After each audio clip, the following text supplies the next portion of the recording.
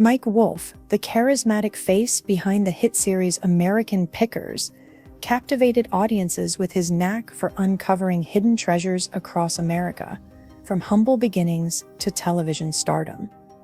His journey has been nothing short of remarkable, but recent rumors and controversies have left fans wondering what really happened to Mike Wolfe.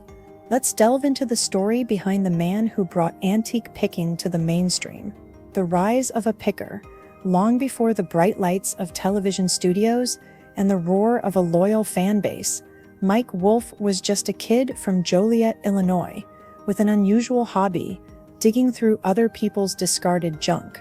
Raised by a single mother in the small town of Bettendorf, Iowa, Mike discovered early on that hidden treasures weren't always found in treasure chests. They could be found in alleyways, abandoned barns, and overgrown backyards. At just 6 years old, he stumbled upon a banana seat bicycle lying in the weeds, pulled it out, cleaned it up, and sold it for $5. That moment wasn't just about earning pocket change. It was about the thrill of spotting something valuable, where others saw only trash. While other kids were riding bikes, Mike was rebuilding them. He spent his teen years collecting old bicycles, rusty tools, antique furniture, anything that looked like it had a story to tell. His mother, seeing his passion, allowed him to turn their garage into a makeshift restoration workshop. Years later, that obsession became a business, and that business became a television empire. In 2000, Wolfe opened the now iconic antique archaeology store in LeClaire, Iowa. But this wasn't just a retail space. It was a museum of American relics, curated by a man whose eye for the overlooked would eventually change how millions of people saw history. When Mike turned his camera on, recording his picking adventures, he wasn't chasing fame. He was chasing forgotten stories. And those videos, they would become the seed of a TV pitch that no one took seriously until they did. Before long, the History Channel saw something the others missed: authenticity. And in January 2010, American Pickers was born, turning Mike Wolfe into a household name. Want to uncover more untold stories like this? Hit that subscribe button, and don't forget to like the video if you love discovering history in unexpected places. There's more to Mike Wolfe's story, and trust us, you won't want to miss it. Subscribe now to stay updated. Fame and fortune. When American Pickers first aired on January 18, 2010, no one could have predicted the cultural storm it would unleash or the incredible fame it would bring to Mike Wolfe. With 3.1 million viewers tuning in for the premiere, the History Channel instantly had a mega hit on its hands, and Wolfe became the face of a new kind of reality television, one rooted in history, nostalgia, and the art of the deal. But this wasn't just about entertaining viewers with dusty barns and rusty signs. Mike Wolfe had unknowingly tapped into a national longing for authenticity. In an age of mass production, people weren't watching just for the antiques, they were watching for the stories behind them, and Wolfe's voice guided them through every forgotten attic and old roadside shack, with a mix of reverence, humor, and curiosity. As the show grew in popularity, so did Wolfe's brand. He expanded antique archaeology by opening a second store in Nashville, Tennessee, inside a beautifully restored car factory. The location became a pilgrimage site for fans, a living museum filled with relics of America's past, and every visitor wanted a piece of it. From there, Wolfe launched his Two Lanes clothing line, inspired by the freedom of America's open roads, and penned Kid Pickers, a book designed to teach children how to connect with history through collecting. He didn't just build a brand, he created a movement. Suddenly, picking was cool, and Wolfe was its pioneer. Television appearances, interviews, and brand endorsements followed, and the revenue streams multiplied. With antique archaeology pulling in nearly $1 million a year and merchandise sales booming, Wolfe had become more than a TV host, he was a cultural entrepreneur. But as his influence expanded, so did the pressure, the public scrutiny, and the expectations. And while the world saw the success, behind the curtain, Mike Wolfe was navigating a much more complicated reality. Want more behind-the-scenes truth about TV legends and what fame really costs? Smash that subscribe button And be sure to leave a comment if you've ever dreamed of turning a passion into a career. You won't believe where Mike's story goes next. Stay tuned. Personal struggles behind the gleaming success of television fame and booming business ventures.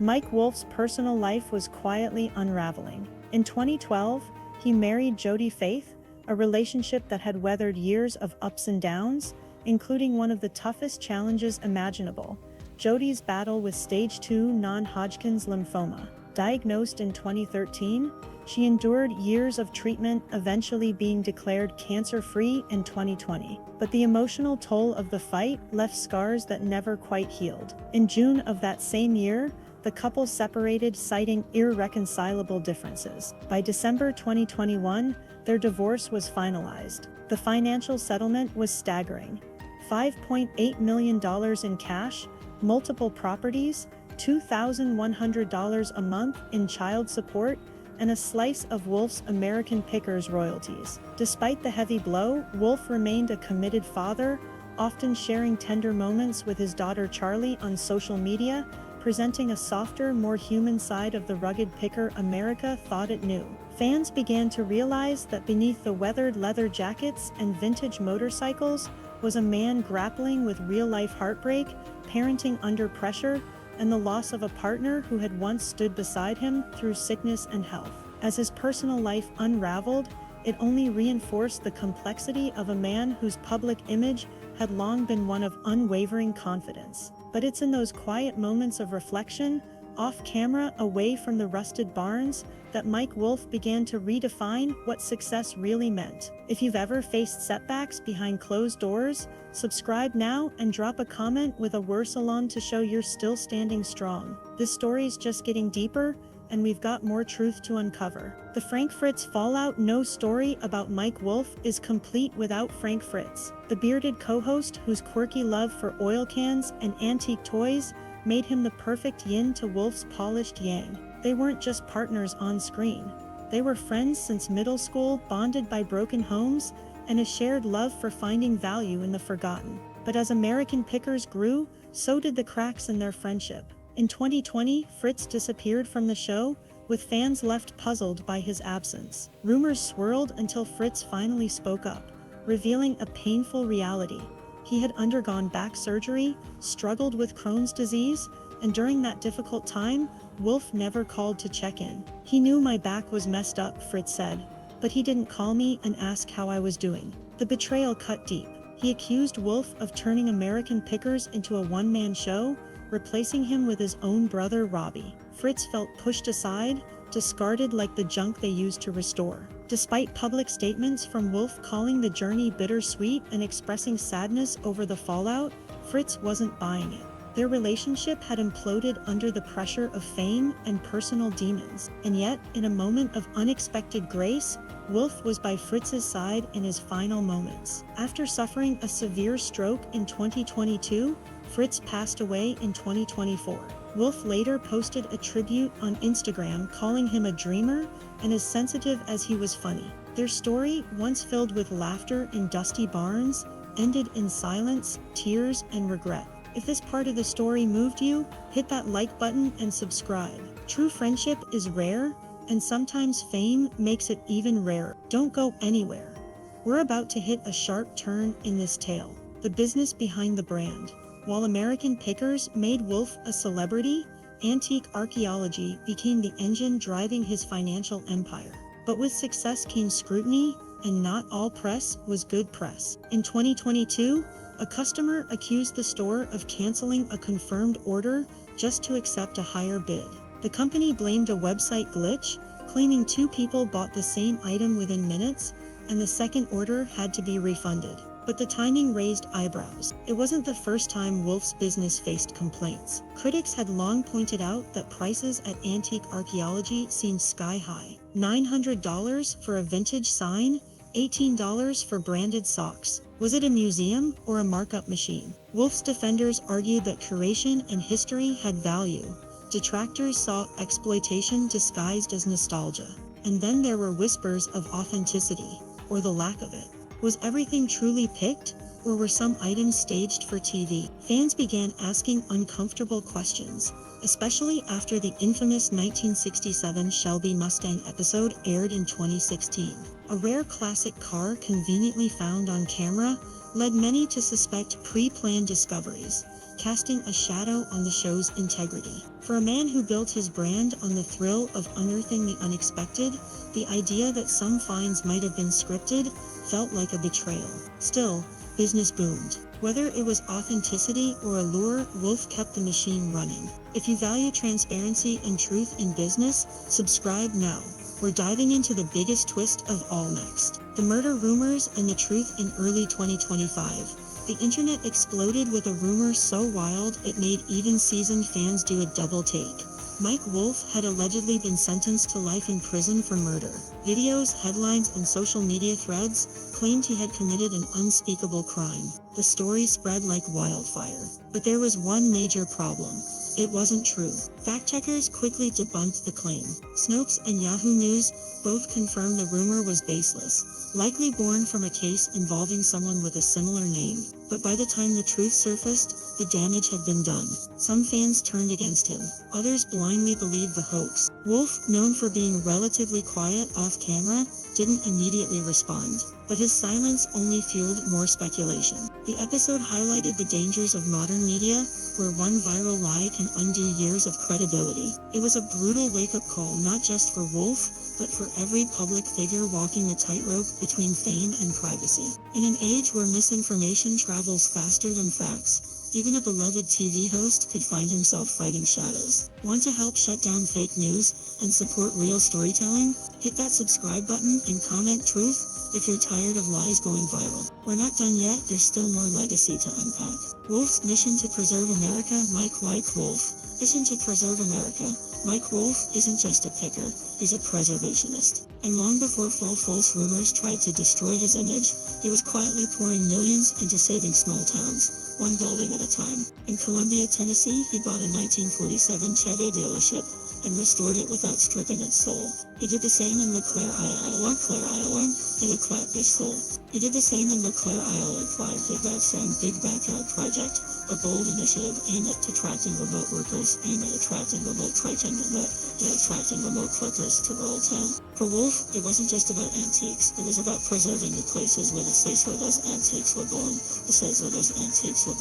He partnered with the National Trust for Historic Preservation and supported campaigns like This Place Matters, to raise awareness for anglers land, for anglers land, for anglers landlords, for English landlords, for English landlords, for English landlords, for English landlords, for the treasures, for the treasures, for the landlords, for the landlords, for the landlords, for the landlords, for the landlords, for the landlords, for the landlords, for the landlords, for the landlords, for the landlords, for the treasures, landlords, for the landlords, for the landlords, for the landlords, for the landlords, Some residents accused him of gentrification, driving up property values, displacing locals, and turning heritage into high-end rentals. The debate got heated when Wolfe's $83 million condo project surfaced in Columbia. Was he a savior of small-town America, or just another developer in disguise? The truth, like most things, lies somewhere in the middle. What's undeniable is that Wolfe has left a mark, and that mark won't fade anytime soon. If you believe history is worth saving, make your mark too. Subscribe and help us tell more stories that matter. Antique archaeology shuts down.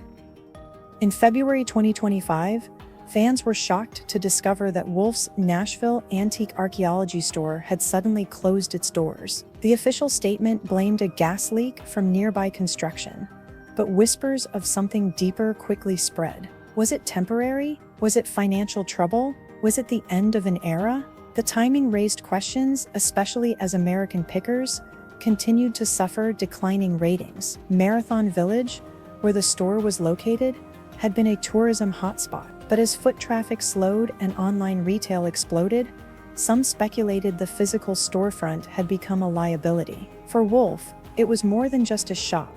It was a symbol, and its closure hit hard.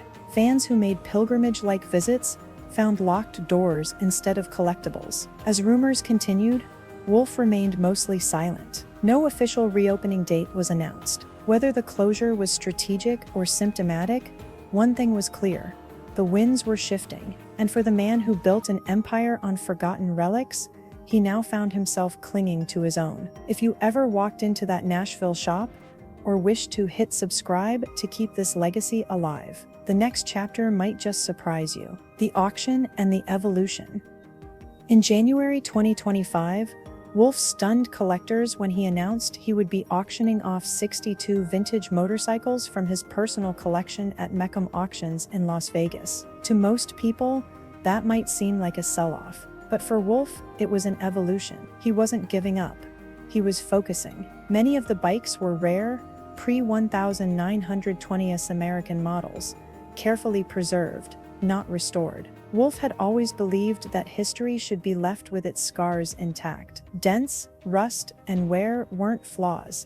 They were evidence of life, and now he was passing those stories on. The auction wasn't just a business move, it was a statement. He was curating his own legacy with precision. No longer chasing volume, he wanted to focus on specific eras, niche histories, and rare gems. He wasn't slowing down.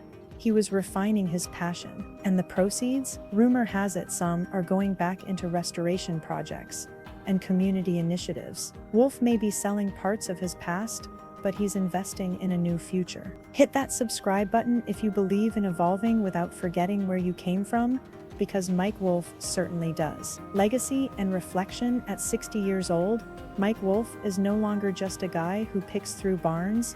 He's a cultural archivist, a father, a restorer of towns and stories alike. His journey is a reminder that success isn't linear, fame is fragile, and history, both personal and public, deserves to be preserved. From small-town Iowa to national television, from tragic losses to viral rumors, Wolfe's legacy is complex but undeniably impactful. He taught America that old things matter, that rust is beautiful, that stories survive through objects, and while scandals and store closures may make headlines, his mission remains rooted in something deeper: the belief that our past is worth saving. Whether you loved the show, visited his stores, or found inspiration in his words, Wolfe's story is still being written. And if there's one thing we know about him, it's this: he's not done picking yet. If you believe in second chances, in dusty treasures, and in telling stories that outlast the noise, this is your moment. Subscribe now and help us keep these stories alive, because history isn't just something you study, it's something you live.